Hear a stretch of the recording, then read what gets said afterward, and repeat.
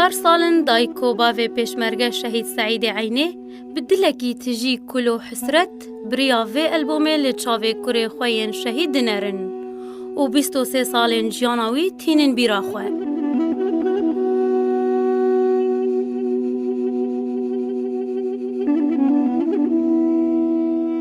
سیامنده برای شهید پیشمرگه سعید جی بدنگه کی شوات پلیا شهادت لسترکا کج اسمان کردستان رجیا پیروز دکه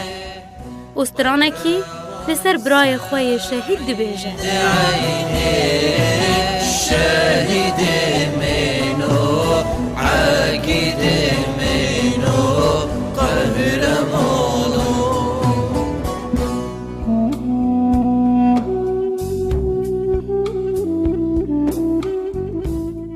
پیشمرگه سعید احمد عینی وکه به هزاران جه کروکچین روشاوای کردستانی جه دست بکا دامزراندنا هزا لشکری روش لگل برای خواسیپان تولینا و رزین پیشمرگه بون. شهید سعید تاوی کود تمنی 20 سالی ده چک رومت هلگرد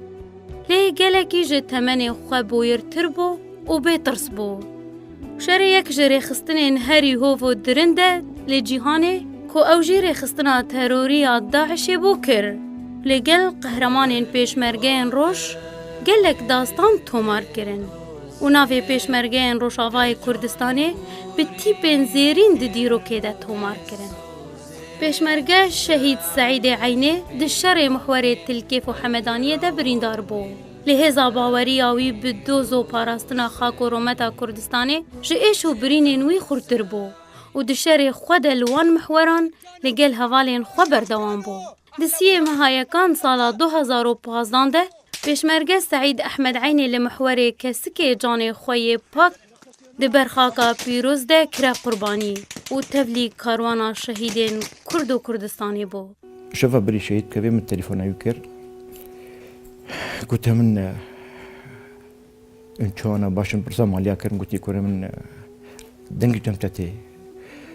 گویا بود دعوتا قلت خير اگه خورتم حمیجی بهزن قلت باشا مورالي وچيه ونم برنبري تجمنا كي خدنا ناسن درون گویا بو خودش راضي بخمامه نخوه حتى امساق من افتكارنا كل برنبري ما بقرنا يعني بشركه لاخي مرضى باص مني اما كان قافل برمجه بين قلت من قلت باشا كوري من امانه عشوابن رجع إني إريشك برسودان إريشكي داعش ده جانا خوش دستان. پیشمرگه شهید سعید احمد عینی جدایک بوی باجار دیرکی ده 5 آذر سال 1992 ده و لسه ربازا پیروزا کردایتی ربازا بارزانی نمر و حسکرنا ولات مزن ببو